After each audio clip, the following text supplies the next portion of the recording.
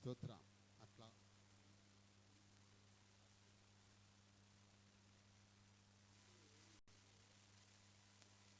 మన ఈ లోకంలో ఏం తీసుకెళ్ళాం? సాక్ష్యం. ఈ లోకంలో మంచి చెడు రెండే తీసుకెళ్తాం, ఇంకా అంతకు మించి ఏమి తీసుకెళ్ళాం. ఇప్పుడు ఆ గురించి ఎందుకు చెప్తున్నాను?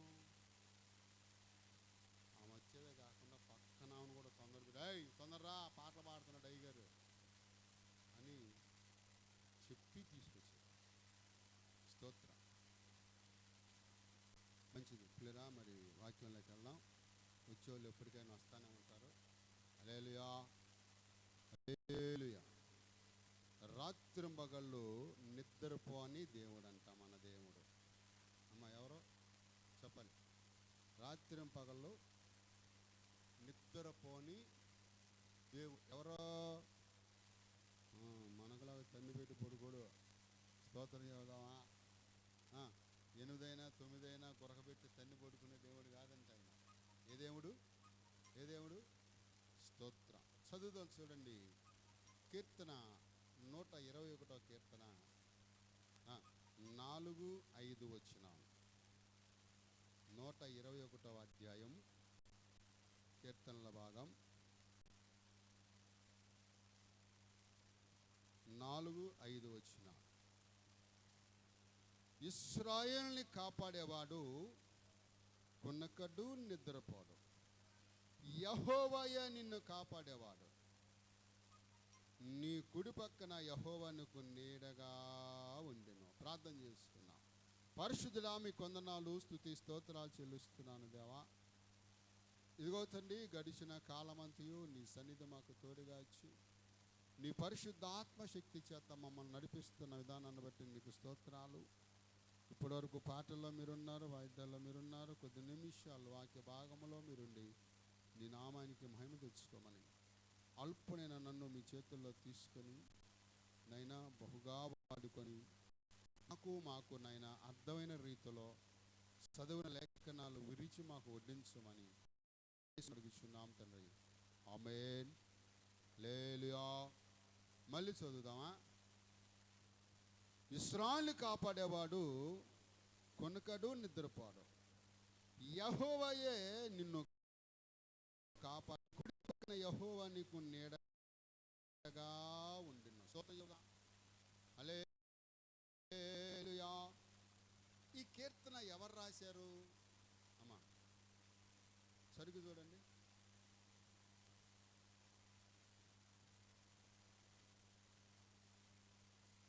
కనబడలేదా? కీర్తన 21 అనుందా? కీర్తన 21 దగ్గర కొండల తట్టున్న కనులెచ్చుచున్నాననుందా? ఆ పైన చూడండి, చిన్న అక్షరాలతో ఉంటుంది. ఏంటా? అన్నీ దావీదు రాసినవి కాదు. దావీదుని రాసినవి ఉన్నాయి, ఇతరులు రాసినవి ఉన్నాయి, సొలొమోను రాసిన కీర్తనలు ఉన్నాయి, ఇంకా అట్లాగే మోషే రాసిన కీర్తన ఉంది, మరి ఇంకా కోరాహు కుమారుడు రాసిన కీర్తనలు కూడా ఉన్నాయి. అంటే ఇతరులు అనేకులు కూడా ఈ కీర్తన రాశారు, దావీదు ఒక్కడే కాదు. ఈ దావీదు కీర్తనను ఎందుకు పెట్టాడంటే అందరికంటే ఎక్కువ కీర్తనలు దావీదు కీర్తనలు ఉన్నాయి కనుక ఆ కీర్తనకి దావీదు కీర్తన అని పేరు. అలాగే ఇప్పుడు మనం పాట పడతాం, తెలుసా మీకు? దేవుని స్తుతించుడి. ఆ పాట ఎక్కడి నుంచి తీశారు? అదే ఎక్కడి నుంచి, ఏ అధ్యాయం నుంచి తీశారు? 150 కీర్తనది ఆఖరి కీర్తన. 150వ కీర్తన ఆఖరి కీర్తనకి 150 కీర్తన.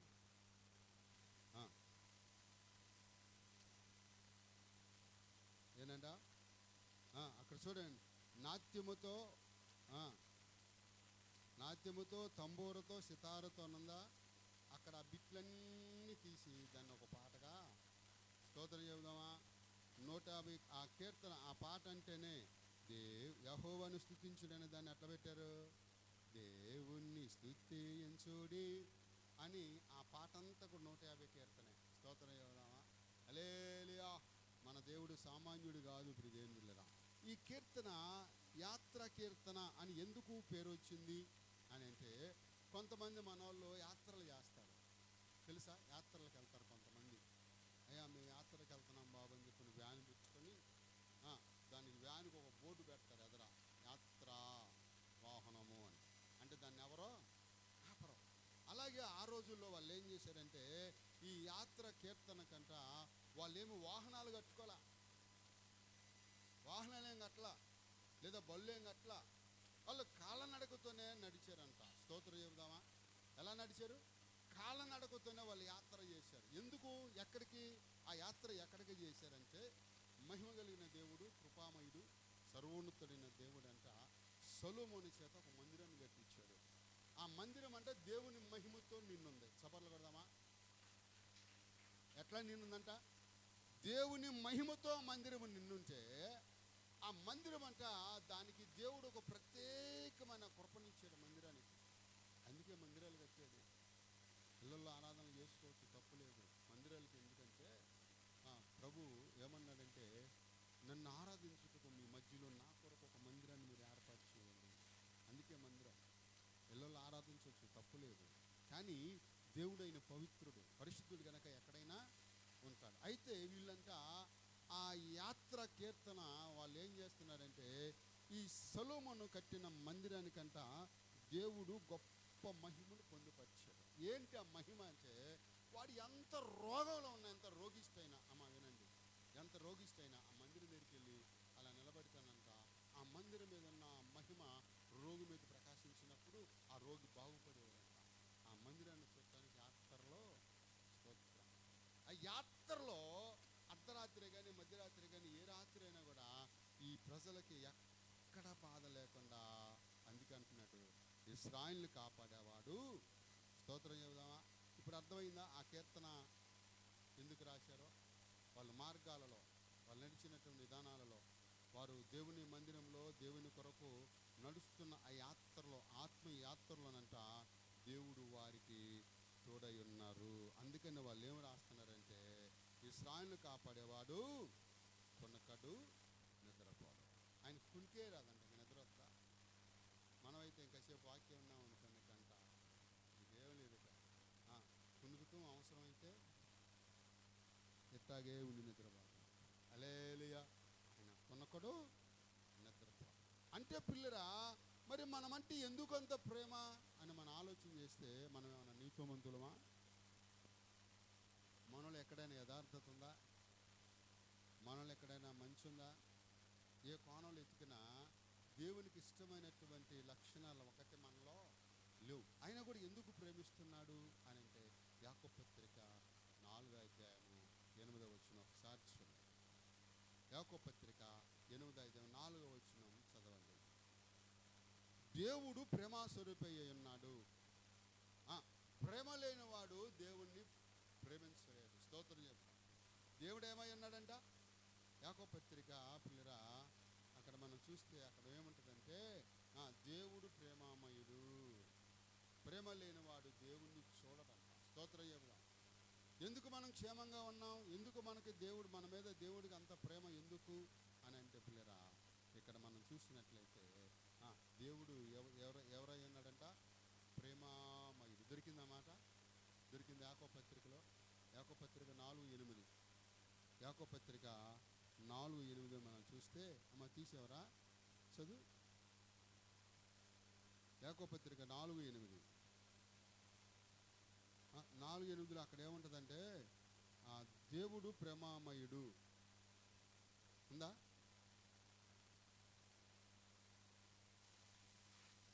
అక్కడ 4:8లో చదువమ్మా. దేవుని యొద్దకు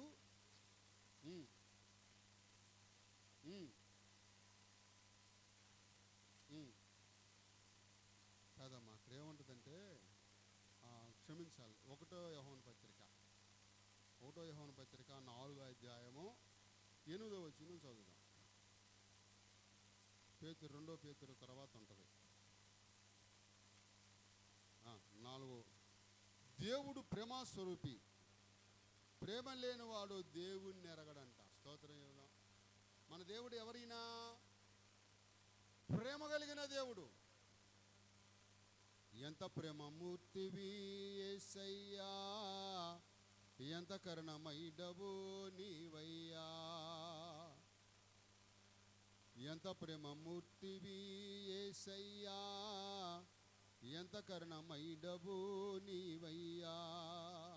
పాపమనే భూమిలో పడిపోయిన నన్ను పైకి లేవనెత్తావు యేసయ్యా. స్తోత్రం. పాపమనే ఊబిలో పడిపోయిన మనల్ని లేవనెత్తి ఎక్కడ నిలబెట్టాడంటే బండ మీద నిలబెట్టాడు ఆయన, బండ మీద. స్తోత్రం. హల్లెలూయా. అందుకే మనమంటే ఆయనకి ఎంతో ప్రేమ. నువ్వు మంచివాడవని కాదు, లేదా నీతిమంతులోనే కాదు, యథార్థమంతులోనే కాదు, లేదా మానక ప్రతి ఆదివారం వస్తున్నాం అన్నట్టు కాదు. స్తోత్రం చెబుదామా? ఎందుకు మనల్ని ప్రేమిస్తున్నాడంటే ఆయన ప్రేమ స్వరూపం. పిల్లరా, ఇశ్రాయేలు కాపాడేవాడు కొనకడు, నిద్రపోడు. ఆయన సన్నిధానంలో పిల్లరా మరి ఎందరూ ఆయనని ఆనుకొని నడుస్తారో వారి పట్ల దేవుని కాపుదల ఉంటుందంట. దేవుని సన్నిధానంలో దేవుడు ఎన్నడూ కూడా వాళ్ళని విడిచిపెట్టడు. ఇశ్రాయేలుని కాపాడేవాడు కొనకడు, నిద్రపోడు. చూడండి ఒకసారి కీర్తనల భాగం 40వ కీర్తన 17వ వచనం ఒకసారి చదువు. 40వ కీర్తన 17వ వచనం.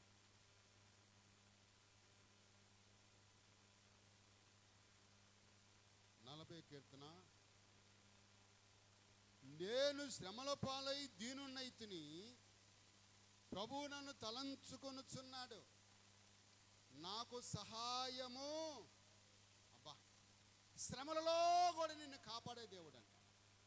ఈ దావీదుకు వచ్చిన సమస్య ఏంటి, ఆ శ్రమ ఏంటి అని మనం ఆలోచన చేస్తే, తన సొంత కుమారుడే ఎవరో అబషలోము. ఈ అబషలోము ఏం చేశాడంటే తండ్రి యొక్క అధికారాన్ని కోరుకున్నాడంట. తండ్రి సింహాసనం ఉందా, ఆ సింహాసనం మీద నేను కూర్చోవాలి అని తండ్రి బ్రతుకుండగానే తండ్రి మీద తిరుగుబాటు చేసి కొంతమంది సైన్యాన్ని ఏర్పాటు చేసుకుని తండ్రి మీద యుద్ధానికి వచ్చాడంట. ఎవరో ఇంట్లో వాడే, బయట వాళ్ళు కాదా. మనకు శత్రువులు ఇంట్లో వాళ్ళు ఉంటారు, బయట వాళ్ళు ఎవరు ఉండరు. హల్లెలూయా. మనకి శత్రువులు ఎవరైనా ఉన్నారని అంటే ఇంట్లో వాళ్ళే, మనోళ్ళే, బయట వాళ్ళు ఎవరు ఉండరు. మన ఇంటి పేటల్లో ఉంటారు. ఈడ ఇంత పైకి ఎట్ట వస్తున్నారా, వీడికి ఇంత ఆశ ఉంది, ఎక్కడి నుంచి వస్తుందిరా, అసలేంటి ఈ రహస్యం, ఎక్కడి నుంచి వస్తుందో తెలుసుకొని చెరగొట్టాడు. స్తోత్రం. బాగు చేయలేని మాత్రం మన వాళ్ళకి మాత్రం ఉండదు. ఇతరులు చూడండి ఏం చేస్తారు, వాళ్ళని కొంచెం పై స్థానంలో ఉంటే కింద మనం చేయబట్టుకుని లాగుతారు. వీళ్ళు అట్ట కాదు. స్తోత్రం చేద్దామా? హల్లెలూయా. పొయ్యి బాగా మండుతుందనంటే దాంట్లో నీళ్ళు పోతారంట. స్తోత్రం చేద్దాం. పొయ్యి బాగా మండుతుంది, అన్నం తొందరగా ఉడిపోద్ది, ఇది తింటాడరా బాబు అని చెప్పని అనుకున్నాడు. ఏం చేస్తాడంటే ఆ పొయ్యి ఆరిపోయితే అక్కడ నీళ్ళు పోతారంట. స్తోత్రం చెబుదామా? హల్లెలూయా. ఎలాంటి వాళ్ళు అయ్యా అంటే మనం మంచి బట్ట కట్టుకున్న వారం లేని మంద మన ఇంట్లో వాళ్ళే. నేను షాప్ పెడుతున్నానని తెలిస్తే ఒక్కొక్కటి దగ్గర ఎట్టుందంటే ఆడిపోతుంది. ఎక్కడి నుంచి వస్తుందా? హల్లెలూయా. మన దేవుడు అంట అన్ని కోణాల్లో నీకు తోడవుతాడు.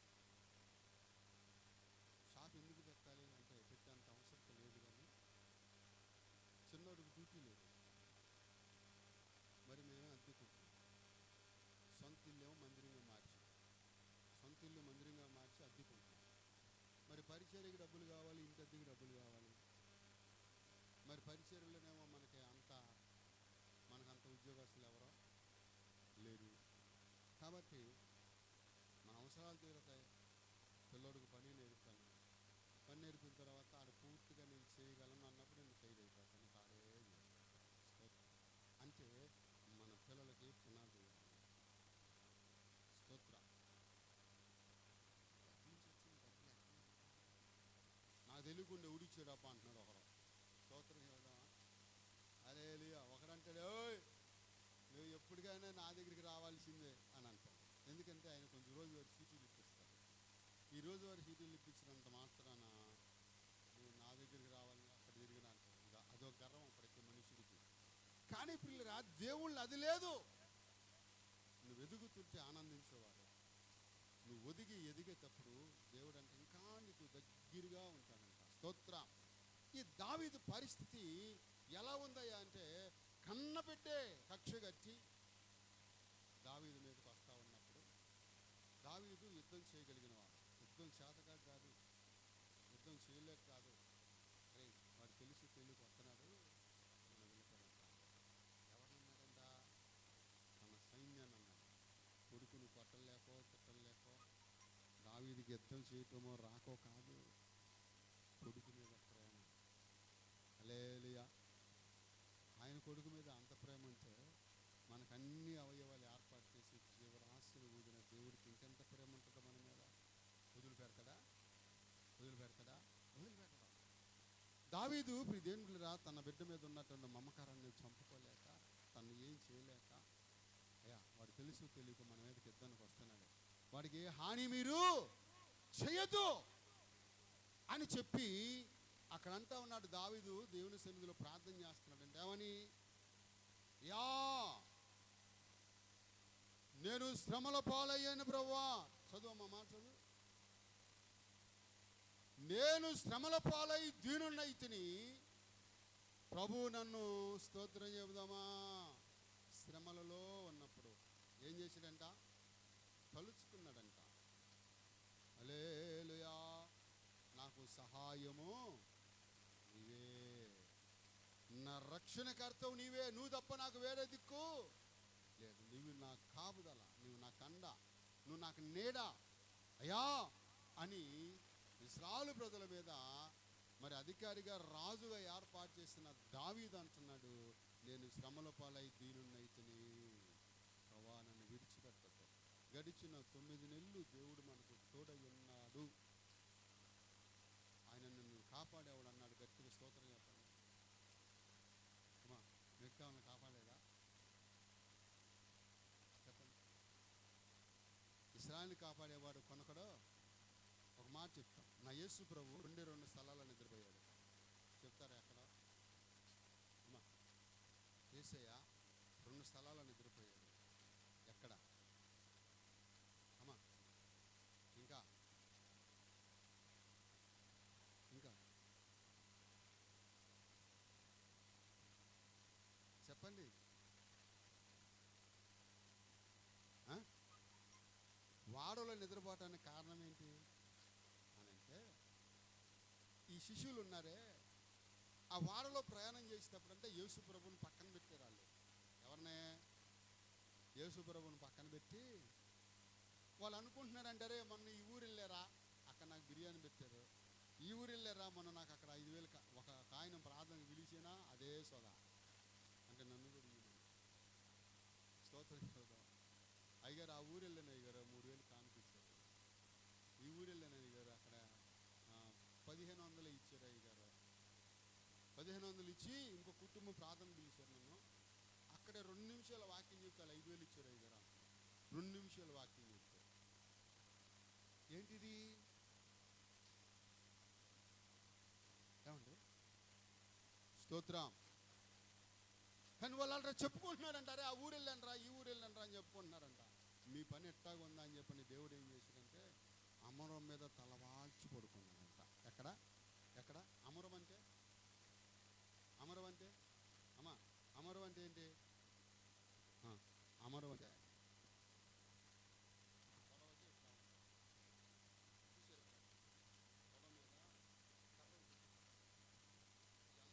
ఈ అమరం ఏంటంటే, ఈ అమరం దిక్కులు చూపించింది. మనం ఇటు తిప్పితే అటు వెళ్ళిద్ది, చిన్నగా ఉంటే చిన్నగా వెళ్ళి అంటే అమరం అంటే కార్ స్టీరింగ్ లాంటిది, మన బైక్ హ్యాండిల్ లాంటిది. అది ఎవరి స్వాధీనంలో ఉంది? యేసయ్య స్వాధీనంలో ఉంది. అప్పుడు అనుకున్నాడంట, మీ పని చెప్తే నాగండి అని చెప్పిన అమరాన్ని స్వాధీనపరుచుకొని అటు ఇటు పోకుండా ఆయన స్వాధీనంలో తెచ్చుకొని ఓరకట్ట కునికేసి మనుషులు అన్నాడంట, సముద్రమా వెయ్యి ఒక దెబ్బల మీద అన్నాడంట. స్తోత్రం యోగం. ఏనంట సముద్రమా, తుఫానుకి ఆజ్ఞాపించాడంట దేవుడు. సముద్రంలో లోపల ఉన్న భూలోపల ఉన్న జల గర్భాలకి దేవుడు ఆజ్ఞ ఇచ్చాడంట. ఒక్కసారిగా ఉప్పొంగి వాళ్ళ మీద పడుతుంటే, ప్రభా ప్రభా ప్రభా ప్రభా ప్రభా మేము నశించిపోతున్నామయ్యా. ఒక్కసారి శ్రమ వచ్చిందిలే అని ప్రభువుని లేపుతున్నారంట. ఎప్పుడు గుర్తొచ్చాడు ప్రభు వీళ్ళకే? శ్రమ వచ్చినప్పుడు. కానీ అమరాన్ని ఎందుకు స్వాధీనపరుచుకున్నాడంటే వాడ నలిపే వాళ్ళు కానీ అమరాన్ని ఈయన స్వాధీనపరుచుకున్నాడు. అమరం మీద తలవాల్చి నిద్రపోతున్నాడు. వాళ్ళేదో చేయాలని కాదు,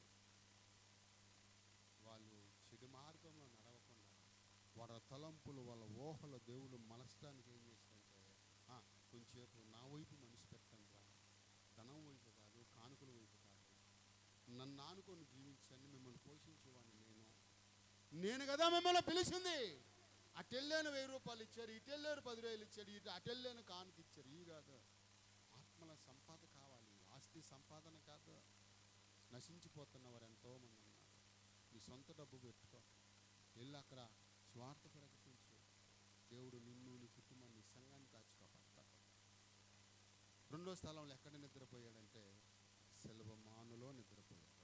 తండ్రి, నా ఆత్మ నీ చేతికి నేను. మరి ఆత్మ ఎక్కడికి వెళ్ళి ఉంటుంది? అమ్మా చెప్పాలి, ఈ ఆత్మ ఎక్కడికి వెళ్ళి ఉంటుంది? శుక్రవారం గుడ్ ఫ్రైడే చేస్తాం కదా మనం.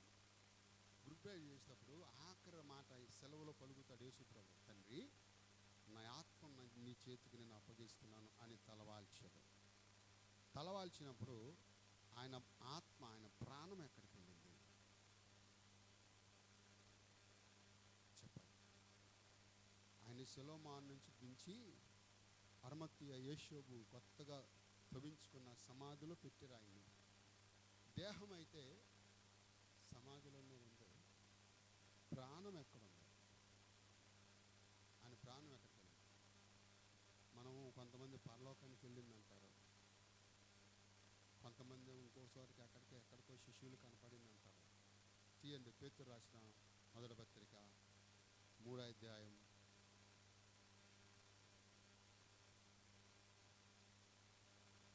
3వ అధ్యాయము మొదటి నుంచి 19-20 వచ్చిన చదువమ్మా. పేతురు రాసిన మొదటి పత్రిక.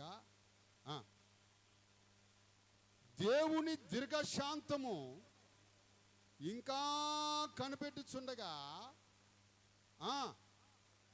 పూర్వము నోవాహు దినములలో వాడ సిద్ధపరచుచుండగా అవిధేయులైన వారి యొద్దకు, అనగా చెరలో ఉన్న ఆత్మల యొద్దకు ఆయన ఆత్మరూపుగా వెళ్ళి వారికి ప్రకటించును. ఆ వాడలో కొందరు, అనగా 8 మంది మాత్రమే నీటి బాప్టిజం పొందిరి. స్తోత్ర. ఇక్కడేమో ముందు ప్రభు గురించి చెప్తున్నాడు, అక్కడ వాడు ఎందుకు ఎత్తాడు? అమ్మా, ఆయన శరగా తీసుకొని వెళ్ళిపోయి పాతాళంలో ఉన్న ఆత్మలకు సువార్త ప్రకటించాడంటే వెళ్ళి వాళ్ళు కూడా విడిచిపెట్టలే. వాడు కూడా దేవుడు తోడయ్యాడు. వాళ్ళ కొరకే సెలోమానులో ఆయన తలవాల్చాడు. స్తోత్రం చెప్దాం. హల్లెలూయా.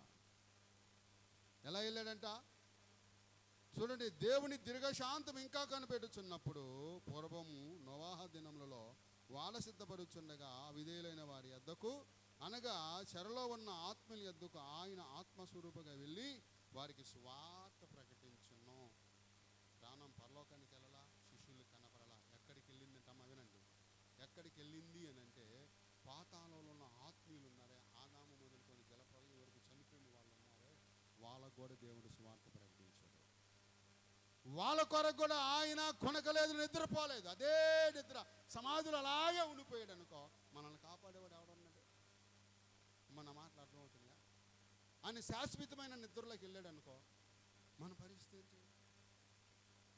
అమ్మా, నువ్వు కంచె చేను వేస్తే పొలం సంగతి ఏంటి?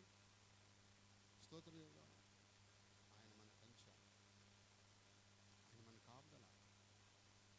ఎందుకంటే ప్రసంగి గ్రంథంలో 10వ అధ్యాయం 8వ వచనం ఒకసారి చదవండి. ప్రసంగి గ్రంథం 10:8. ప్రసంగి గ్రంథం 10:8 త్వరగా చదువుదాం. ప్రసంగి గ్రంథం 10వ అధ్యాయం 8వ వచనం ఒకసారి తీయండి. 10:8. గొయ్యతవ్వవాడు దానిలో పడును, కంచు కొట్టేవానిని పాము కరుచును. స్తోత్రం చెబుదామా? ఏనండా? అమ్మా ఏంటంట, ఎవడు నష్టపోతాడో, ఎవడు గొయ్యి తవ్వుకుంటాడో, ఇతరుల కోసం ఎవడు గొయ్యి తవ్వాలనుకుంటాడో దాంట్లోనే పడతాడు. ఇతరులకు నష్టం చేయాలని మనం చూడకూడదు. ఎందుకంటే మనల్ని కాపాడే దేవుడు ఒక ఆయన ఉన్నాడు. స్తోత్రం. మనం నడిపించే ఆయన ఒక ఆయన ఉన్నాడు. ఆయన మనకి ఏం వేసాడంటే కంచె వేసాడు. అది ఎవరికి తెలుసు? ఇదివరకు చెప్పాను. అది ఎవరికి తెలుసు అంట? దేవుడు మనకు కంచె వేసిన సంగతి ఎవరికి తెలుసు? మనకు కనబడిద్దా? కనబడిద్దా? మా గిరిపురంలో గోస్పల్ హాల్ అని ఉంది. దాని పౌండరు ఆయన పేరు బంధుల రాజరత్నం గారు. జాగ్రత్త వినండి. ఏంటంట? బంధుల రాజరత్నం గారు. ఆయన మనిషి అజానుభావం అనుకుంటున్నారా? ఏం కాదు. సామాన్యమైన వస్త్రాలే ధరించుకొని వేరే పేటకి వెళ్ళి పాపులారా మారండ్రా, దొంగోళ్ళు మారండ్రా, తాగుబోతులారా మారండ్రా అని సువార్త చెప్పాడంట. అయ్యో, మన పేటకు వచ్చి మనల్ని తాగుబోతు అంటాడా? మన పేటకు వచ్చి మనల్ని దొంగోడు అంటాడా? మన పేటకు వచ్చి మనల్ని లెబిచారు అంటాడా? ఇవాళ ఈ సంగతి తేల్చాల్సింది అనుకున్నారంట. అక్కడ తాగుబోతు మంట అనుకొని ఏం చేశారు? దిట్టమైన వాళ్ళు ముగ్గురు, ఇద్దరు అయ్యగారిని కొట్టడానికి కర్రలు తీసుకొని ఎదరు నుంచున్నారంట. ఎవరు కొడతాకి? సరే, అయ్యగారు వాక్యం చెప్పాడు, అంతా అయిపోయింది. సంచి తగిలించుకున్నాడు. మా చిన్నతనంలో అవన్నీ కూడా మామిడి తోటలో, బాగా చిన్నపిల్లలు మామిడి తోటలో, ఆ మామిడి తోటలో పడి వెళ్తున్నాడు ఆయన. ఆ మామిడి తోటలో పడి వెళ్తుంటే ఇద్దరు అయ్యగారిని కొట్టాలని చూస్తే వాళ్ళకు దూరంగా ఉన్న వాళ్ళకంట ఈ అయ్యగారి పక్కన అట్టిద్దరు ఇట్టిద్దరు వాళ్ళకంటే బలమైన కలిగిన వాళ్ళు కర్రలు పట్టుకొని అయ్యగారు అమ్మటి నడుస్తున్నారంట. అయ్యగారు అమ్మటి నడుస్తుంటే వాళ్ళు అనుకున్నారంట అయ్యగారికి అర్థమైంది అనుకుంటారా? స్తోత్రం. మనం కొడతామనే సంగతి అయ్యగారికి అర్థమైంది అనుకుంటా. వీళ్ళు నలుగురిని చూసి అయ్యగారు దిట్టమైన వాళ్ళు ఏర్పాటు చేసుకున్నాడు రా, ఆయన సామాన్యుడు కాదు బాబోయ్ అని చెప్పిన వాళ్ళు పరిగెత్తారంట. పరిగెత్తి అయ్యగారు వెళ్తున్నప్పుడు వెనక నుంచి చూస్తుంటే ఎవరు కనపడ్డారు? స్తోత్రం చేద్దాం. హల్లెలూయా. కనపడ్డారా? అంటే వీళ్ళ పక్కన ఉంది ఎవరో? అమ్మ చెప్పండి, వీళ్ళ పక్కన ఉంది ఎవరో? ఒక్కసారి చూడండి. కీర్తన 34వ కీర్తన 7వ వచనం చదువుదాం. 34వ కీర్తన 7వ వచనం చదువుదాం. త్వరగా చదవాలి. 34వ కీర్తన 7వ వచనం.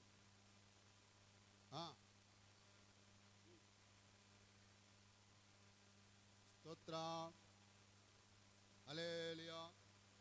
ఆయన సజీవమైన దేవుడు కాబట్టి శత్రువులు వేసిన పన్నాగంలో గమనించిన దేవుడంట తన దాసుని కాపాడటానికి తన దూతలను పంపాడు. స్తోత్రం.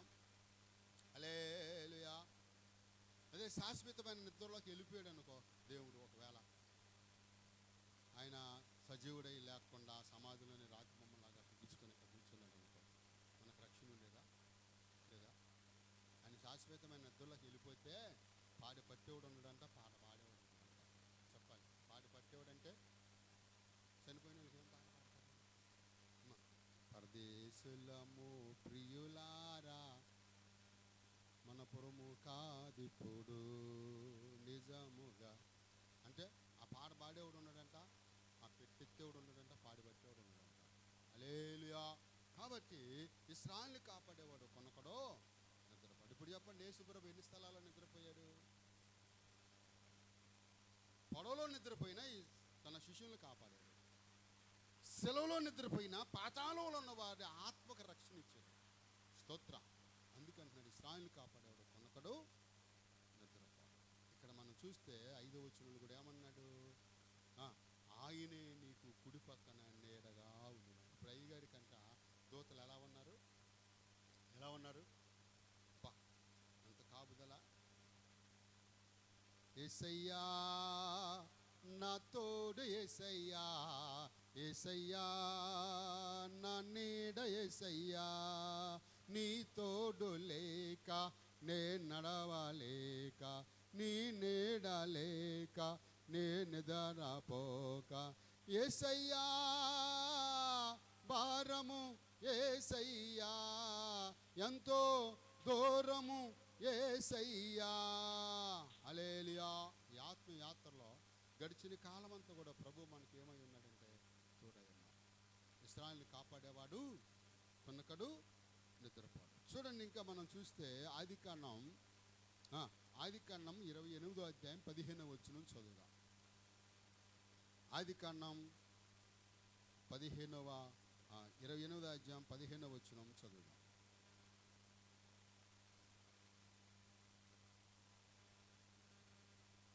ఇదిగోండి, ఇక్కడ ఏమంటున్నాడు చూడండి. ఇదిగో నేను నీకు తోడయ్యుండి నువ్వెళ్ళు ప్రతి స్థలమందు నిన్ను కాపాడుచు ఈ దేశమునకు నిన్ను మరలా రప్పించుదును, నీతో చెప్పినది నేను నెరవేర్చే వరకు నిన్ను విడవను. స్తోత్ర. యాకోబు ఒంటరి ప్రయాణం చేస్తున్నాడు. ఆ ఒంటరి ప్రయాణంలో దిక్కులేని, ఆ దిశ లేనటువంటి పరిస్థితుల్లో చిన్న కర్రపుల్ల చేత పట్టుకొని, ఒంటి మీద వస్త్రం ఇంకా 4-5 జతలు సంచులు పెట్టుకుని వెళ్ళాల. ఒక్క జతతో బయలుదేరాడంట. ఎక్కడికి వెళ్ళాడు? అసలు ఆయన అక్కడ ఎందుకు పారిపోవడానికి అవకాశం వచ్చిందంటే, తన అన్నైన ఏసావుని మోసం చేశాడు. అంటే ఆయన మోసం చేశాడా? చేయలా. తన తల్లి చేపించింది. ఆ భయంతో పారిపోతా ఉన్నప్పుడు దేవుడు వాగ్దానం చేస్తున్నాడు. ఎందుకంటే యాకోబు పట్ల దేవుని యొక్క ప్రణాళిక ఉంది. ఆ ప్రణాళిక నెరవేర్చాలంటే యాకోబుని దేవుడు విడిచిపెట్టకూడదు. మన పట్ల కూడా, మన కుటుంబం పట్ల కూడా దేవుడికి ఒక ప్రణాళిక ఉంది. అందుకనే గడిచిన కాలమంతా కాచి కాపాడి ఈ నెలలో మొదటి వారంలో దేవుడు సజీవ లెక్కలో ఉంచాడు. స్తోత్ర. దానికి మనం అనుకోవచ్చు, ఇది నా బలము, నా తిండి, నా ధనం అనుకోవచ్చు. ఏమీ కాదు. నీ బలమో, నీ తిండో, నీ హోదో, నీకున్న బంధు బలమో కాదు. కేవలం దేవుని కృప. ఆయన కృప నడిపిస్తున్నాడు. ఆయన అంతే నడిపించుచున్నాడు నజరేయుడు, నడక నేర్పుచున్నాడు నన్ను విడువని దేవుడు. నడిపించుచున్నాడు నజరేయుడు, నడక నేర్పుచున్నాడు నన్ను విడువని దేవుడు. గాఢంధకారమైన కష్టాల తీరమైన, గాఢంధకారమైన కన్నీటి లోయలైన, కష్టాల తీరములైన, ఏ తీరములంట? గాఢాంధకారములైన, కన్నీటి లోయలైన, కష్టాల తీరములైన దేవుడు విడవకుండా నిన్ను కాపాడాడు. మనందరిని దేవుడు కాపాడినట్లుగా ప్రియురా ఇక్కడ వాక్యములో లేఖనాలు చెప్తా ఉన్నాయి. ఇశ్రాయేలును కాపాడేవాడు కొనకడు. ఈ ఇశ్రాయేలుకు మూల పురుషుడైన యాకోబుతో చెప్తున్నాడు, ఇదిగో నువ్వు వెళ్ళే ప్రతి స్థలములో నీకు తోడై ఉంటాను. ఇది మొదలుకొని మరలా నూతన సంవత్సరంలో కూడా ప్రవేశించేంత వరకు దేవుడు తోడై ఉంటాడంట. సభలు హల్లెలూయా. ఇక్కడ చూడండి, గుంట తవ్వేవాడు గుంటలో పడతాడంట. కంచి కొట్టేవాడిని పాంగారకం ఏంటి? కంచి కొట్టేవాడిని పాంగారకం అంటే మనకు దేవుడు కంచేసాడు. ఈ కంచేసినప్పుడు ఆ కంచులోంచి మనం బయటకు రావాలి. నీ కంచి నువ్వు కొట్టుకున్నట్టే. కంచి దాటి వచ్చావా, పక్కనే పాము ఉంటుంది. ఎవడి పాము? ఆది ఘట్ట సర్పం. ఆదాము అవ్వలను మోసం చేసిన సర్పం. కరిచిందా, ఏ పాపంలో పడిపోతావు, మత్తులో పడిపోతావు, తాగుల్లో పడిపోతావు, వ్యభిచారంలో పడిపోతావు, అంధకారంలో పడిపోతావు. స్తోత్రం. వాడి పని అదే. గుంటతో వాడు గుంతలో పడిను, కంచి కొట్టేవాడిని పాము గడుచు. మన చుట్టూ కంచి ఉన్న సంగతి సైతానికి తెలుసంట. యోబుకు దేవుడు కంచేసిన సంగతి సైతాన్ చెప్పిందంట. భూలోకం నుంచి దేవదూతలు తిరుగుకుంటుంటే, ఓయ్ మీరు ఎక్కడి నుంచి వచ్చారు అన్నాడంట. ఎవరిని? సైతాన్ని. దేవదూతలు అంటే కింద నుంచి పైకి అలా అటు ఇటు తిరుగుతారు. మీరు ఎక్కడి నుంచి వచ్చారు? మసిమహాలు వేసుకొని అన్నాడంట దేవుడు. అయ్యా మమ్మల్ని అట్ట అనమాక, భూమి మీద నుంచి మేము అటు ఇటు తిరుగులాడుకుంటూ వచ్చాం. ఓహో భూమి మీద నుంచి వచ్చారా? అట్లయితే భూమి మీద నా సేవకుడైన యోబు సంగతి మీకు తెలుసా అన్నాడంట. తెలుసయ్యా, వాడు ఊరక నటన చేస్తున్నాను నీ ఎడల అన్నాడు. స్తోత్రయ్యా. ఏనంట సైతాన్ అంటే మన మీద క్రియేట్ చేస్తాడంట దేవునికి. చేసి, ఓయ్ నా భక్తుడి సంగతి నీకు తెలియదు, ఓయ్ నాకు తెలుసులయ్యా, ఆయనకి చుట్టూ నువ్వు కంచేసావు. ఆ కంచిది ఒకసారి, ఆ కంచి తీస్తే అతను మేము ఎట్లా ఆడుకుంటాం చూస్తాం అన్నాయంట సైతాన్ని. స్తోత్రం చెబుదామా? సరే దేవుడు అన్నాడంటే కంచి తీస్తా, కానీ తన ప్రాణం మీద నీకు ఎటువంటి అధికారం ఇష్టం వచ్చినట్టు శోధించుకో, ఏమైనా చేసుకో, కానీ తన ప్రాణం మీద శ్రమలు వస్తాయి, ఇబ్బందులు వస్తాయి, కన్నీరు వస్తుంది, యాతన వస్తుంది. ఒకసారి మన జీవితాల్లో కన్నీరు అన్నపానంగా మారిపోతాం. అంత మాత్రాన దేవుడు మరణానికి అప్పగించేవాడు, నాకు ఏదో అయిపోయింది అన్నట్టుగా మనం అనుకోకూడదు. దానికి ఒక దినాన దేవుడు దానికి పరిష్కారం ఇస్తాడు. ఇశ్రాయేలుని కాపాడేవాడు కొనకడో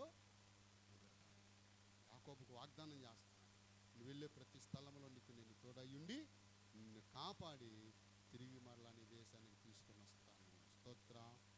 అంటే నువ్వు ఎక్కడికి వెళ్ళినా తిరిగి మరలా నీ ఇంటికి నేను క్షేమంగా తెస్తానని దేవుడు వాగ్దానం చేస్తున్నాడు. మొదటి వారంలో గడిచిన కాలమే కాదు, ఇది మొదలుకొని ఇక్కడ ఏమంటున్నాడు చదవండి. ఇదిగో నేను నీకు తోడయ్యుండి నీవెళ్ళు ప్రతి స్థలములో నిన్ను కాపాడుచు ఈ దేశమునకు మరలా నిన్ను రప్పించుదును. స్తోత్ర. రప్పించేంత వరకు ఏ చీకటి నీ మీద పనిచేయదు. నన్ను నమ్మంటున్నాడు యాకోబు. యాకోబును మనల్ని కూడా క్షేమంగా ఆరోగ్య నేను చెప్పుకుంటే ఈ సేవ ప్రయాణంలో ఎన్నో అపాయాలు. ఒకసారి అయితే చచ్చిపోవాల్సిన పరిస్థితి. మన జోరు వర్షం అన్న, వర్షం వస్తుందన్నా మెల్లిగిరా అంటానే ఉంది అన్నపూర్ణ. వర్షం వస్తుందన్నా చూసుకొని మెల్లిగిరా అంటాను. సరే అప్పటికి చాలా టైం అయిపోయింది. మొన్న కూడా చెప్పాను సాక్ష్యం మీకు.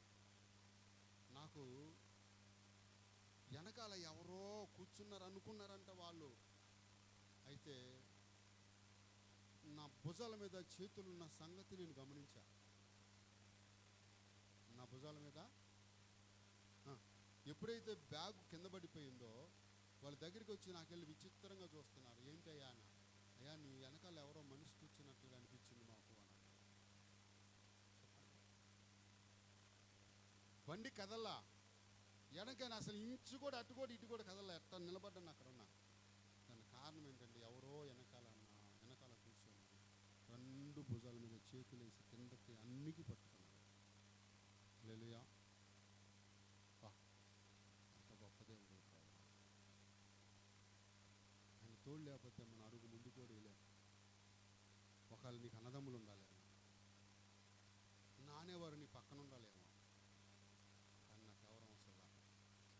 నువ్వుంటే నాకు చాలు యేసయ్యా, నీ వెంటే నేను ఉంటానేసయ్యా. హల్లెలూయా. నువ్వుంటే నాకు చాలు.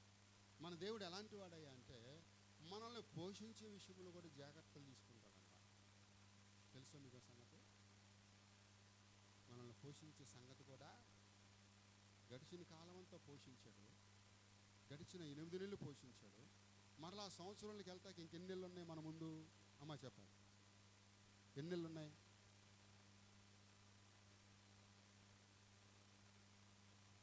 3 నెలల 10 రోజులు వేసుకున్నాం అంటే ఒక 100 రోజులు. మరలా నూతన సంవత్సరాలకు వెళ్ళాలంటే ఒక 100 రోజులు. ఈ 2 నెలలు కూడా నీకు బాధ కలగకుండా దేవుడు పోషిస్తాడంట. కరువు లేకుండా పోషిస్తాడంట. ఈ మార్గాల్లో ఇశ్రాయేలు ప్రజలంట ఐగుప్తు నుంచి వచ్చేటప్పుడు కనాను దేశానికి వెళ్తున్నప్పుడు అంట దేవుడు ఏం చేశాడంటే, అబ్బాయి నా ప్రజలైన ఇశ్రాయేలుల ప్రయాణంలో వాళ్ళకి నేను తోడై ఉన్నాను, మంచిదే. వాళ్ళకి తినే ఆహారంలో కూడా నేను జాగ్రత్త తీసుకోవాలనుకుంటున్నాను. వాళ్ళకంటే ముందుగా ఇద్దరిని పంపి ఆ మార్గంలో ఎక్కడన్నా ఆహారం ఉందేమో చూడమని. వాళ్ళు వెళ్ళేటప్పుడు ఇబ్బంది పడకుండా మార్గంలో వాళ్ళకి ఎక్కడ ఆకలిస్తే అక్కడ వాళ్ళకి ఆహారం దొరికేటట్లుగా చెయ్యి. గడిచిన కాలం వాళ్ళని పోషించా. మన్నా పెట్టాను, పొరేళ్ళు పెట్టాను, ఏం పెట్టారు తిన్నారు, బతికి బట్ట కట్టారు. ఇప్పుడు వాళ్ళని ఎక్కడికైతే నేను పంపాలనుకుంటున్నానో ఆ దేశంలోకి వెళ్ళాలంటే వాళ్ళు పస్తులుంటూ నాకు ఇష్టం లేదు. చూడండి సంఖ్యాకాండం 13వ అధ్యాయం మొదట వచ్చిన ఒకసారి చదవండి. మోషేకి దేవుడు ఏం చెప్తున్నాడో చూద్దాం. యెహోషువకి సంఖ్యాకాండంలో తన భక్తుడైన యెహోషువకి దేవుడు అక్కడ వాగ్దానం చేస్తూ ఉన్నాడు. ఇశ్రాయేలు ప్రజల పట్ల దేవుడు శ్రద్ధ తీసుకున్నాడంట. చూడండి 13వ అధ్యాయం మొదట వచనం. యెహోవా మోషేకు ఇలాగ సెలవిచ్చిన, నేను ఇశ్రాయేలులకు ఇచ్చుచున్న కనాన దేశమును సంచరించుటకును నీవు మనుషులను పంపుము. వారికి పితరుల గోత్రములు ఒక్కొక్క దాని నుండి ఒక్కొక్క మనిషిని మీరు పంపవలను. వారిలో ప్రతి వాడు పద్రానుడై ఉండినని చాలండి. ఇక్కడ చూడండి ఏమంటున్నాడు, వాళ్ళ మార్గాల్లో సంచరించటానికి, వాళ్ళు వెళ్తున్న మార్గాల్లో ఎక్కడ ఎత్తులు ఉన్నాయో, ఎక్కడ లోయలు ఉన్నాయో, ఎక్కడ గట్లు ఉన్నాయో, ఎక్కడ ఏ ప్రమాదం ఉన్నదో, ఎక్కడ ఏ ఆహారం దొరికిద్దో చూడమని ఇద్దరిని పంపాడంట. ఆ ఇద్దరు ఏం చేశారు? అదే అధ్యాయం 23 వచ్చిన చదవండి. ఆ ఇద్దరు మనుషులు ఏం చేశారో చూద్దాం. వారు ఎష్కేలు లోయలలోకి వచ్చి అక్కడ ఒక గెల ద్రాక్ష కొమ్మను దండితో ఇద్దరు మోసిరి. వారు దాని దానిమ్మ పండ్లను అంజూరపు పండ్లను తెచ్చిరి. స్తోత్రం చెబుదామా. వాళ్ళు ఏం మోసారంట? దండితో. అమ్మా వాళ్ళు ఏం మోసారు? దండితో ఇద్దరు మనుషులు ద్రాక్ష గెలను మోసారంట. ద్రాక్ష గెల ఎంత ఉంటుంది? మన ఊరికి గెల ఎంత ఉంటుంది? అమ్మా కేజీ కొన్న ద్రాక్షాలు చెప్పాలి. కేజీ మా మనవాళ్ళ వయసు 8 నెలలు. అవునా? రొట్టె అంత ఎంత బరువు ఉంటుంది? పెద్ద రొట్టె అంత బరువు ఉంటుంది. అంత పెద్ద రొట్టె అరకేజీ వేసుకో. అరకేజీ పిల్లలకి పాలల్లో కలిపి పెట్టిద్ది మా కోళ్ళ. అరే మా అమ్మని 2 ముక్కలు తీసుకోమంటారంటే వాడు రొట్టె చేతితో పట్టుకొని నానమ్మ కీర అంటే అంటున్నాడు. వాళ్ళ నానమ్మ దగ్గరికి వచ్చి హల్లెలూయా. చిన్నపిల్లాడు ఒక అరకేజీ మొయ్యగలిగాడంటే ఇప్పుడు కేజీ ద్రాక్ష పళ్ళు కొన్న వాడి చేతికి ఈజీగా లేదు. అవునా? అలాంటిది మరి దండితో ఇద్దరు పెద్దోళ్ళు మోసారంట ఆ గెల. అంటే ఆ గెల నా ఎత్తుంటుందంట, ఆ దేశపు పంట. స్తోత్రం. ఎప్పుడైనా చూపిస్తాను దేవుడి చిత్రమైన ఫోటోలో, ఫోన్లో ఉంది ఆ గెల. ఆ దేశము పంట అంట. ఒక ద్రాక్ష గెల దండితో ఇద్దరు మోసారంట. ద్రాక్ష ఎవరో చెప్పండి. ద్రాక్ష ఎవరో? అమ్మా యోహాను సువార్త 15వ అధ్యాయం చెప్తాడు కదా, ద్రాక్షవల్లి నేను తీగలో. అంటే మార్గాల్లో వాళ్ళని కాపాడటానికి దేవుడు వారికి తోడై, వాళ్ళని కాపాడటానికి తోడై. ఎందుకంటున్నాడు? ఇశ్రాయేలుని కాపాడేవాడు కొనకడో నిన్ను కాపాడటమే కాదు, నీ అవసరాలు కూడా తీరుస్తాడంట, నీ అక్కర్లు కూడా తీరుస్తాడంట. అడగక ముందే అక్కరులెరిగి అవసరాలు తీర్చిన ఆత్మీయుడా, ఎందరో ఉన్నా బంధువు నీవే, బంధాలను పెంచిన. స్తోత్ర. మనకి అందరన్నా ఉన్నాయి. మన బంధువుడు ఆయన, భాగ్యవంతుడు, మనల్ని పోషించేవాడు, ఆదరించేవాడు, ఆశీర్వదించేవాడు. కాబట్టి పిల్లరా చూడండి, ఇశ్రాయేలు ప్రజల కంటే దేవుడు ఏం చేశాడు? ద్రాక్ష గెలగా మార్గాల్లో వాడుతూ నుంచున్నాయి. అక్కడేమున్నాయి? దానిమ్మలు ఉన్నాయి, అంజూరపు పళ్ళు కూడా ఉన్నాయి. ఈ 3 పళ్ళు యేసు ప్రభుని సూచిస్తున్నాయి. ద్రాక్ష పండు దానమ్మ గురించి ఇదివరకు చెప్పాను వాక్యం. ఎంతమంది ఉన్నారు? దానమ్మ గురించి దేవుడి చేతులతో మళ్ళీ ఒకసారి విందాం. దానమ్మ పండు గురించి చెప్పాను ఒకసారి వాక్యం. దానమ్మ పండులో ఉన్న శాస్త్రం, దానమ్మ పండులో ఉన్న గుణలక్షణాలు చాలా గొప్పవి. మనకు అర్థం కాదు. రోజు టిఫిన్ మానేసి రోజుకు ఒక కాయ తిను, మనకు ఆరోగ్యం ఏంటి అంత ఆరోగ్యం. స్తోత్రం. అలాగే యాపిల్ పండు కూడా, యాపిల్ పండు కూడా యేసు ప్రభుకి గుర్తే. స్తోత్రం. మంచిది పిల్లరా. ఇంకా చూడండి, యెషయా గ్రంథంలో మనం చూస్తే 27వ అధ్యాయం 2 నుంచి 3 వచనాలు త్వరగా చదువుదాం. 27, 2, 3 వచనాలు. ఆ దినమున మనోహరమగు ఒక ద్రాక్ష వనముండును, దాని గురించి పాడుడి. యెహోవాను నేను దానిని కాపు చేయుచున్నాను. స్తోత్రం చెబుదామా. ఏనంట? ద్రాక్ష తోట కంటే దేవుడు కాపు. అమ్మా చెప్పాలి. ఒక చోట అంటాడు లోకస్ వార్తలో, ఆయనంట ఒక వనములో అంజూరు పొలంలోనంట ద్రాక్ష చెట్టుని నాటాడంట. ఏమి నాటాడు? అంజూరపు పొలంలో ద్రాక్ష చెట్టును నాటాడు. ఈ ద్రాక్ష ఇశ్రాయేలుకు గుర్తయి ఉంది. ఇంకా చూస్తే ఈ ద్రాక్ష తోట సంఘానికి గుర్తయి ఉంది. ఇది మొదలుకొని దాని కూడా నేను కాపు కాస్తాను. స్తోత్రం. కుటుంబాలకే కాదు, ఈ సంఘానికి కూడా కాపు కాస్తాను అంటున్నాడు దేవుడు. ఇక్కడ సంఘానికి కూడా దేవుడు కాపు కాసి నడిపిస్తాడండి. ప్రియులారా, ఒకసారి సాధు సుందర్ సింగ్ పాస్టర్ గారు తెలుసా? మీకు తెలియదు. ఆయన ఎలాంటి గొప్ప దైవజనుడు అంటే, బాల్యదినంలో సండే స్కూల్లో కొత్త నిబంధన బైబిల్ ఇస్తే బైబిల్ చింపి తగలబెట్టారంట. ఎవరో? సాధు సుందర్ సింగ్. దేవుడు ఆ మనిషిని పట్టుకున్నాడు. ఆ మనిషిని పట్టుకుంటే ఈయనకి సువార్త ప్రకటించాలని బహు ప్రేమ. ఏం ప్రకటించాలని? సువార్త.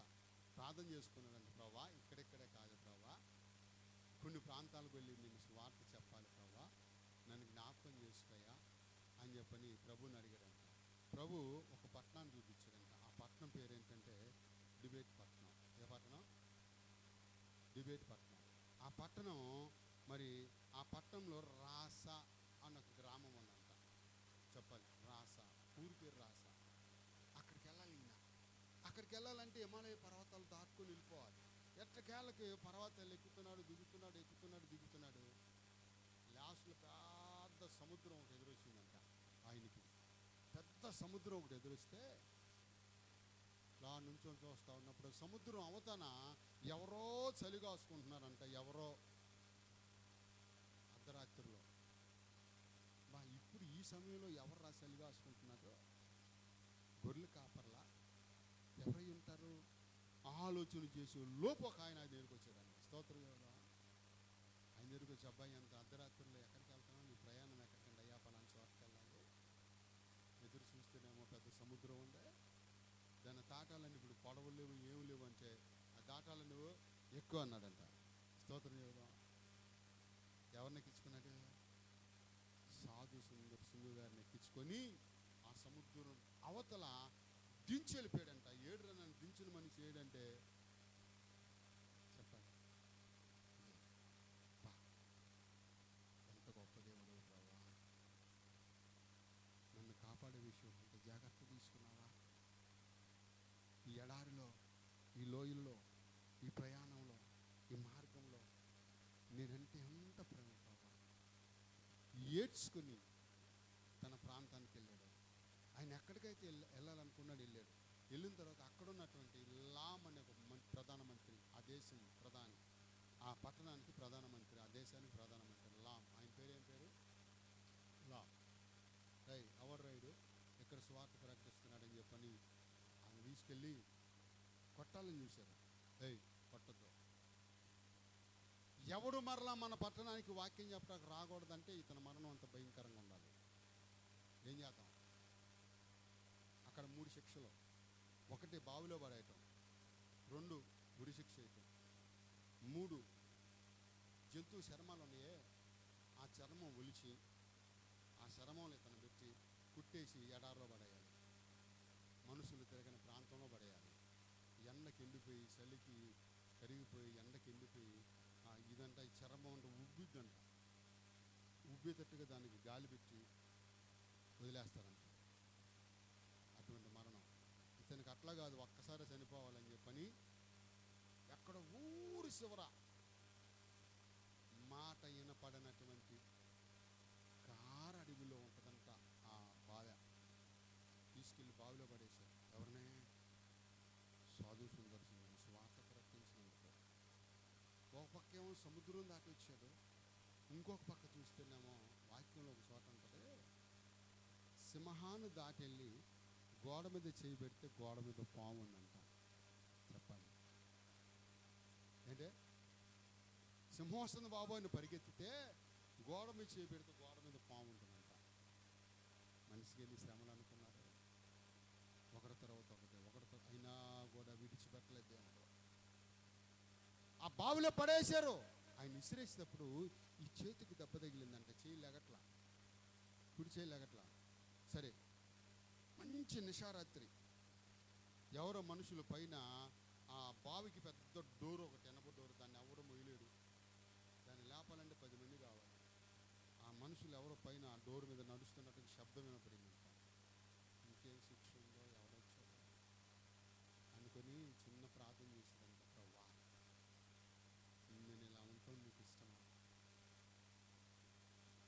నీకు ఇష్టమైతే నా పట్ల నీ చిత్తాన్ని జరిగించు ప్రభువా అన్నాడంట. ఎవరో మనం ఎప్పుడైనా చేసాం అట్లా? శ్రమ వచ్చింది, కన్నీరు వచ్చింది, యాదన వచ్చింది, ప్రభా నీ చిత్తమైతే నన్ను ఎట్లాగా ఉంచు ప్రభా అన్నావా? నేను అన్నాను, ప్రభా ఈ శ్రమలలో ఎప్పుడు ఇలాగే ఉండాలనుకుంటే నీ చిత్తం ప్రభా అని చిన్న ప్రార్థన చేశాను. పిల్లలు కూడా పనులు లేనాయి, ఏదన్నా ద్వారం తెరువు ప్రభా అంటే షాపు పెట్టాలని దేవుడు ఆలోచన ఇచ్చాడు. నాకు వచ్చిన పని పిల్లలకు నేర్పి, ఇటు మన అవసరాలు నేర్పే పని ఆలోచన చెప్పే దేవుడు ఆయన. వెంటనే ఆ డోర్ దోత పైకి లేపిందంట. ఎక్కలని వెలుగు సాధు సింగు మీద ప్రకాశించింది. దోత అంటుందంట, సింగు చెయ్యి అని అంటే, ఈ చెయ్యి లేకట్లేదుగా, ఈ ఎడం చేయిస్తున్నా, ఓయ్ నీ కుడి చెయ్యి అన్నాడంట. స్తోత్రం యోగా. ఏ చెయ్యమన్నాడు?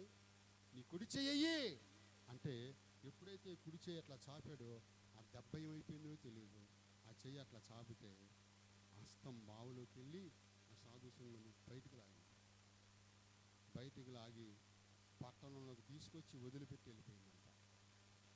ఇశ్రాయేలుని కాపాడేవాడు కొనకడు, యెహోవా నీ కుడి పక్కన నీకు నీడగా ఉంటాడు, నిన్ను నడిపిస్తాడు, పోషిస్తాడు.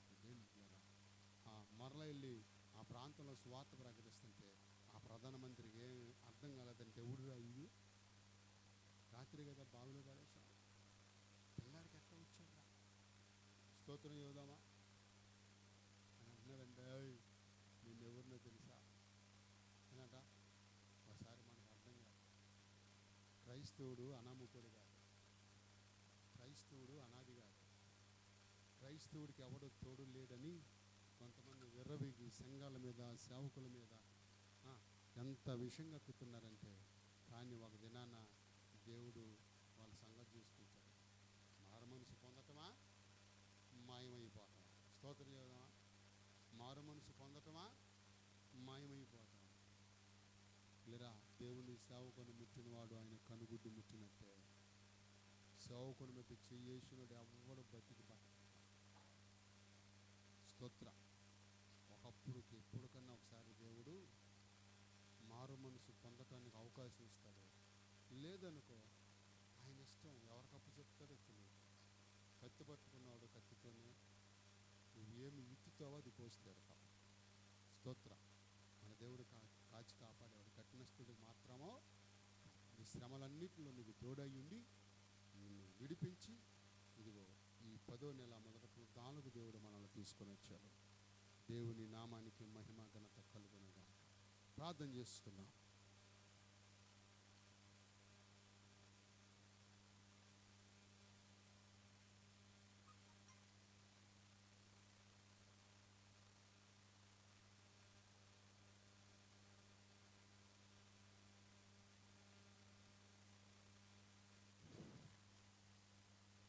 హల్లెలూయా. స్తోత్రము స్తోత్రము స్తోత్రము స్తోత్రము. స్తుతులపైన ఆసీనుడైన మా ప్రియ పరలోకపు తండ్రి, నీకు వందనాలు, స్తోత్రాలు నాయన. దయగలిగిన యేసయ్యా, నీ ప్రేమను బట్టి, నీ ఆత్మను బట్టి, నీ కృపను బట్టి, నీ ఉచితమైన ప్రేమను బట్టి, నీ దయాళతను బట్టి అడుగుతూ ప్రార్థన చేస్తున్నాం ప్రభువా. నీకు వందనాలు, స్తోత్రాలు నాయన. ఎన్నిక లేని జీవితాలను ఎన్నిక చేసుకునే దేవుడివి, నిన్ను గుర్తించని బిడ్డలను నేను గుర్తించేలాగా చేసే దేవుడు, నేను నశించిపోవటం నీకు ఇష్టం లేక ఇటుక రక్షించావు. దేవానికి స్తోత్రం. ఈ సమయం చూడలేక ఎంతోమంది కాలగర్భలో కలిసిపోయారు ప్రభువా. మమ్మల్ని నీ చిత్త ప్రకారంగా నీ కృపలో, నా తండ్రి నీ ఉచితమైన ప్రేమలో నిలిపినందుకు వందనాలు. ఈ సమయం వరకు సజీవులుగా, ఆరోగ్యవంతులుగా ఉంచినందుకు వందనాలు తండ్రి. నీకు స్తోత్రము నాయన. అనేకులను రక్షించే దేవుడివి, అనేకులు నా తండ్రి నమ్మటానికి నా తండ్రి అర్హుడమైన ప్రభువా, నీకు వందనాలు తండ్రి. నేను నమ్ముకున్న బిడ్డలను ఎన్నడో ఎప్పుడో సిగ్గుపరచని దేవుడు వయ్యా, నీకు స్తోత్రము నాయన. నీ సన్నిధిలో అడిగితే ఇచ్చే తండ్రి వయ్యా, ఎదిగితే దొరికే దేవుడు వయ్యా. అయా నా తండ్రి, అమ్మాని పలకరించే దేవుడివి, ఆదరించే దేవుడివి, కృప చూపే దేవుడివి, జాలి చూపే దేవుడు వయ్యా. నీ కరుణా వాత్సల్యతను బట్టి అడుగుతూ ప్రార్థన చేస్తున్నాం తండ్రి. మా బ్రతుకు దినములన్నీ కూడా ప్రభా నా తండ్రి, మా మార్గాలన్నీ కూడా ప్రభా చూస్తూ నడిపిస్తున్న దేవానికి స్తోత్రము నాయన. అయా ఈ ప్రాంతాన్ని బట్టి, గ్రామాన్ని బట్టి జ్ఞాపకం చేసుకో. మీ దాసుల కుటుంబాన్ని బట్టి జ్ఞాపకం చేసుకో. తలవంచిన బిడ్డలందరిని బట్టి జ్ఞాపకం చేసుకో. ప్రభువానికి స్తోత్రము నాయన. పాడిన పాటల్లో మీరున్నారు, వాక్య భాగంలో మీరున్నారు తండ్రి. ఈ కూడికలో ఆది నుంచి అంతవరకు మీరే అధిష్ఠుడిగా, నాయకుడిగా ఉండి జరిగించండి. ప్రభువానికి వందనాలు, స్తోత్రాలు తండ్రి. అయా నా తండ్రి, నిత్యమైన మార్గంలోకి నడుచుకోవటానికి సహాయం చేయండి. మీ మాటలు మా హృదయాలలో చొచ్చుకొని నా తండ్రి నెమరు వేసుకునేవారుగా, స్తుతించేవారుగా, మీ ఎడల నమ్మకం కలిగి, నీతి కలిగి, నిజాయితీ కలిగి, అయా నా తండ్రి విశ్వాసము కలిగి నీ సన్నిధిలో ప్రార్థన చేసేవాడుగా నిలపమని కోరుకుంటున్నాం. ప్రభువా నీకు వందనాలయ, స్తోత్రాలు. మమ్మల్ని రక్షించిన దేవా, మా బ్రతుకు దినములన్నీ కూడా నా ప్రభువా నీ చేతులకు అప్పగించినప్పుడు ప్రభువా నీ కార్యాలు జరిగే అయా నా తండ్రి, నీ కృపను నా ప్రభువా మీ కనులారా చూస్తాం తండ్రి. అలాంటి జీవితాలు మాకు దయచేయమని కోరుకుంటున్నాం ప్రభువా. అయా నీ సన్నిధిలో స్థిరపరచండి, బలపరచండి. ఆయా ఆశీర్వాదంతో నింపండి, ఆత్మతో నింపండి, ఆనందంతో నింపండి, నిరీక్షణ పట్టుదల దయచేయమని కోరుకుంటున్నాను ప్రభువా. అయా నీ సన్నిధిలో నిలబడేవారుగా, అయా నీ ఆత్మను పొందుకునేవారుగా, నీ ఆశీర్వాదం పొందుకునేవారుగా నిలపమని కోరుకుంటున్నాం ప్రభువా. ఈ దాసుల కుటుంబాన్ని దీవించండి, ఆశీర్వదించండి ప్రభువా. చేస్తున్న పనిలో మీరు తోడే నడిపించండి తండ్రి. ఆలస్యం ఇచ్చినందుకు వందనాలయ్యా. నిలబెట్టి నా ప్రభా స్థిరపరచమని కోరుకుంటున్నాం ప్రభువా. నీకు వందనాలయ్య, స్తోత్రాలు తండ్రి. అయా అనేక కుటుంబాలను నీ సన్నిధికి నడిపించండి, అనేక ఆత్మలను నీ సన్నిధికి నడిపించండి. అనేక ఆత్మలకు నా తండ్రి నీ మాటలు నా ప్రభువా అయా నా తండ్రి నిలబెట్టేవారుగా, అయా స్తుతించేవారుగా, గణపరిచేవారుగా నిలపమని కోరుకుంటున్నాం ప్రభువా. స్తోత్రము నాయన. రాలేని బిడ్డలకు మరొక సమయాన్ని దయచి వచ్చిన మా జీవితాలు నీ సన్నిధిలో నీ ఆత్మను పొందుకొని నీ అభిషేకం కొరకు ఎదురు చూసేవారుగా సహాయం చేసి నిలబెట్టమని యేసయ్య అతి పరిశుద్ధమైన నామములో స్తుతించి ప్రార్థించి అడుగుపెట్టుకుంటున్నాం తండ్రి. ఆమేన్.